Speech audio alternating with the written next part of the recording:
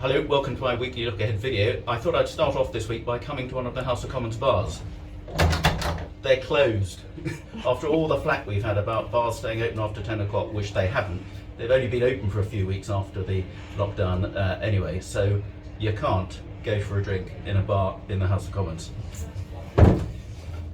So away from the bars, we've actually got quite a busy week in Westminster. Last night we had the remaining stages of the immigration bill, where in the Lords they put in some amendments which I supported about giving greater safeguards to unaccompanied asylum-seeking children trying to link up with families in this country. So I actually voted against the government in a couple of cases. Today we've got some technical legislation on the non-domestic rating bill, as it sounds. It's about rates.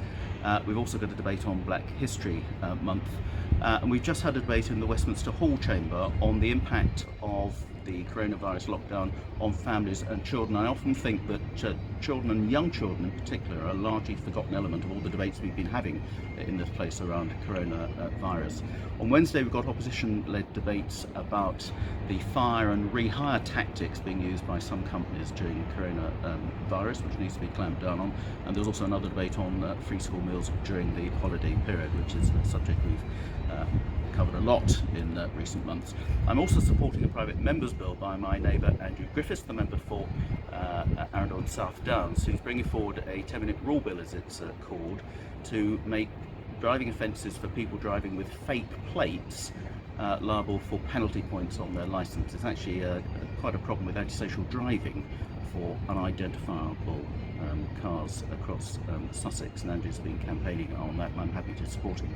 I've also got a question on transport questions later in the week where I'm raising the whole issue of the A27 and the lack of a Worthing-Lancing bypass or online improvement scheme. There are a number of overseas things I'm involved with this week. We've got a meeting with the Minister about the conflict between Armenia and Azerbaijan in Nagorno-Karabakh. I'm chairman of the Armenia group in Parliament, so I'm particularly interested in that. We've got meetings about the further abuse by the Chinese for the Uyghur human rights in Xinjiang province in China. We've got a webinar which I'm part of about human rights abuses by China in Tibet. A lot of human rights abuses going on, and we've also got a meeting of the all-party group on Yemen and the continued catastrophe of the civil war and the famine and public health epidemic we've got out there. This week the Home Affairs Select Committee is interviewing representatives from the police about the way the police are dealing with the COVID pandemic.